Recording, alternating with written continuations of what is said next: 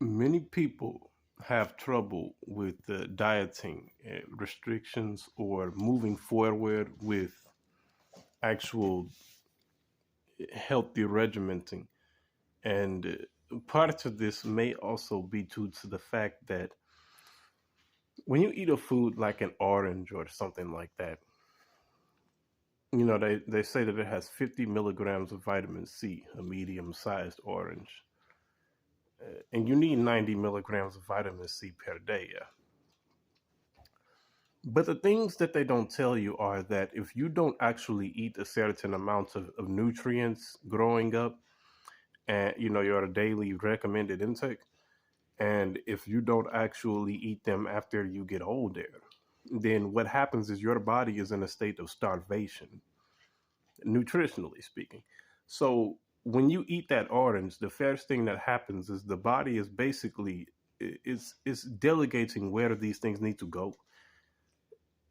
So as it applies to this orange, the vitamin C, well, oranges are most known for it, and potassium. Where do you think that would go? It's like, who would need that the most in there? Well, obviously, it would go to the places that actually genuinely require it the most. So, most of the cells in your body, if not every last one of them, need vitamin C. But in 50 milligrams is definitely not enough to actually equivalize a lifetime of eating bad.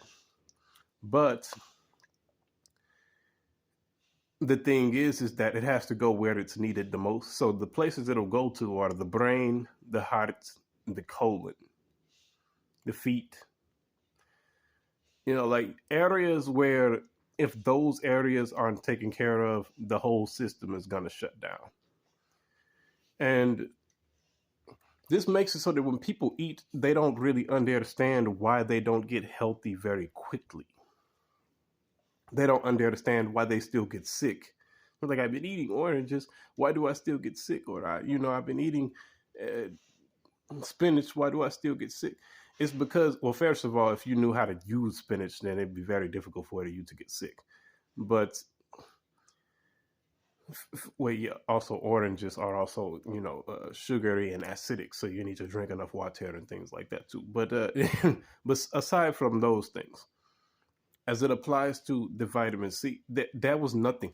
It went in there to that 50 milligrams, and your body gobbled it up, so it was gone.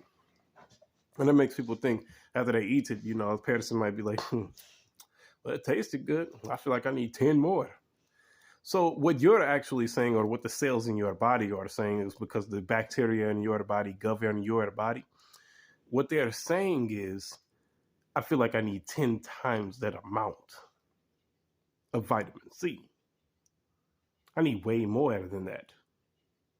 Now, in the person's mind who's been eating very unhealthy, there's also unhealthy bacteria running the show. And so they'll be like, well, I just like the way it tasted. Nothing that the body actually consumes is solely based upon the way that it tastes. When it's about a living body, like my body is definitely, the bacteria in my body are quite healthy. And most that are, I don't even know what level, if there are any in there, tiny amount, and they don't run anything. So, they're on the run from everything, because everything in this mug is healthy for the most part. I got internal organ issues and genetic problems, but as it applies to the general stasis, homeostasis has been achieved. The bacteria that are healthy in your body are saying that, and then the unhealthy bacteria will create frequencies that create thought patterns that will actually cause you to think, oh, well, I just like the way it tasted. I mean, I could eat some ice cream if I could eat some what candy or something if I just want a nice taste. But that's not, I'm gonna spend the same money anyways. But that's not what they were saying. Because you're not actually understanding exactly what the bacteria are saying, because the signals are skewed. There's a war going on in you. So what you would have to do is, we had a little malfunction there. So what you would have to do is you would have to learn how to actually apply, oh, I think I need actually think that way. I need 10 more of these. Then maybe I'm actually saying I need 10 times the amount of vitamin C because I want to supply it to my colon, liver, spleen, gallbladder, the heart, the adrenal glands. I want to supply it to the thyroid, the brain, right, the feet, the whole body. I want the whole. And so once you actually learn, oh, let me throw a little spinach, a little watercress, a little what kale, a little bit of cilantro, parsley, the actual herb, not the spice, and some deal weed, things like that, and compound those and keep doing that, chopping up little bits of that. I mean, it could be a small soup or a big one. That depends on you, your need for it, because it depends on your level of activity per day as well. But you keep doing that every single day. The first time you do it, you'll say, "Oh, that made me feel better. I feel way better." After doing that consecutively, day after day, for an extended period of time, you try that for 30 days. A soup, I'm saying, and drink the juice afterwards. You will actually, because most of the nutrients are in the juice, and do not boil it. It's like you let the water hit a boil, and then you immediately tear it down, throw all the vegetables in there, and let it just simmering. You know what I'm saying? And that's simmering only for like 2-3 minutes. It's not like it's simmering forever. You got some carrots in there. If it's carrots, then you might want to go a little longer. Green beans, because you might want them softer, or you might like them crunchy. I don't know. But if you do that for 30 days, then your body will hit this point where it's like you'll into this, it'll be blissful. And it's like where I feel excellent. And you'll know why. Because you've made a serious lifestyle dietary alteration. I mean, it's pretty obvious and clear. It's not like a question. Oh, well, yeah, I've been making these soups every single day, and it's amazing. And a lot of people would think, well, yeah, I mean, if you make soups every single day, and so everybody knows that. It's like, yeah, but if you don't really understand why it has to happen that way, then you may not do it, because you'll think, I mean, uh, like I used to do when I was here. Like I used to do, like 5, 6, 7 years ago. I would make smoothies, and I would just drink a smoothie per day or 3 per day, and I'd be like, I'm good. Now, I was drinking a lot of nutrients, obviously, right? But the thing is that it was not satisfying the requirements, though. So, although I thought I was good, I was not. It was just an illusion, and the hunger would still increase. You know what I'm saying? It would keep going. It's like it wasn't immediate, because immediately you want to be satisfied. So you convince yourself, yeah, it's good. But the truth of the matter is, you need more than that to actually undo what's been done. So, and if it's really bad, then you really need a lot more. You need it consecutively over the day, over the day, over the day.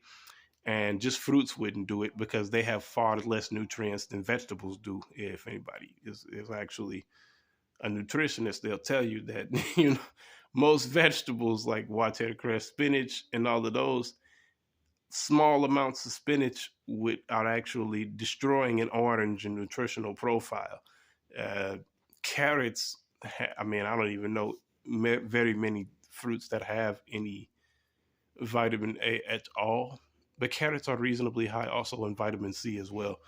They're also reasonably high in potassium, so they rival bananas in that aspect and regard as well. Which means that the truth be told is that you need vegetables, in other words, because many people are meeting their daily requirements and then still getting sick, and they take a pill for it. Everything that nature creates is created from the bacterial level, which means that if you only ever give your body just enough, it will never know what to do. If you feed it a vitamin C or a vitamin A supplement or a vitamin D supplement or a vitamin E supplement, only somebody who's actually practiced the act of actually taking better care of themselves will their body actually know what to do with that? Because you need the bacteria in there that say, hey, I'm vitamin C. So I actually know what I'm ascorbic acid. So I actually know how to govern ascorbic acid.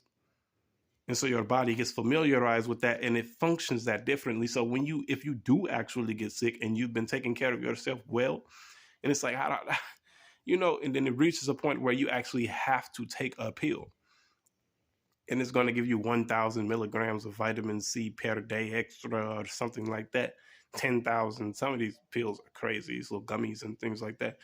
That your body will actually be able to extract at least some of what, or a lot of what it needs from that, because it actually has pockets and a design within itself that's actually created specifically for that, because it keeps getting it. You know what I'm saying? And it also means that if you have to go on less for some reason, like some kind of catastrophe happens in the world and then there's less food, you'll be less likely to get sick faster than somebody else. One, because your body has stored up a massive amount of nutrition. A lot of people will say, well, your body can't store vitamin C or vitamin A is water soluble. It can store them as muscle. I mean, vitamin C and vitamin A help build muscle. You need them to build muscle, which means that somehow it's getting stored in there, and the body is like 70 to 90% water. So explain to me how exactly it couldn't eat up those and then put it in some format that which it could be utilized later. I don't really understand that. Doesn't make sense to me. You're not going to convince me otherwise, but that's not a medical statement because I'm not a doctor and I don't have a laboratory. That's just complete logic for it.